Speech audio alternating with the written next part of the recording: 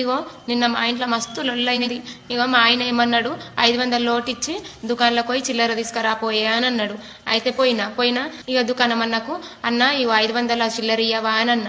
చిల్లర ఇయ్యవా అనగానే ఆయన 100 రూపాయలు మళ్ళా నోట్లో ఇచ్చిండని ఆపస్ ఇచ్చేసి, ఇవి కాదన్న నాకు రూపాయి బిత్తిలే చిల్లరనే కావాలా, మా ఆయన చిల్లరనే తెమ్మన్నాడు అని చెప్తే అన్ని రూపాయి బిత్తిలు 500 ఇచ్చిండు.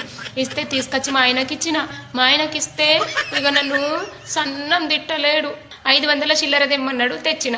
అది నా తప్ప? ఇగో పని ఎత్తారు, చేసినాక నేను పోయి మెచ్చరు. నిన్న తిట్టి నుంచి నేను ఇది వరకు అన్నం మెతుకు ముట్టలేను.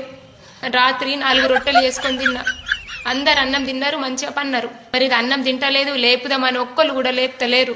పొద్దున కూడా 1/2 కిలో రవ్వ తీసుకొచ్చుకొని ఉప్మా వండుకొని తిన్నా. నిన్న కయ్యమైందని 5 కిలోల గోధుమ పిండి ప్యాకెట్ తీసుకొచ్చుకొని పెట్టుకున్నా. అది అయిపోయిందాక రొట్టెలే తింటా, అన్నమే ముట్ట. ఇక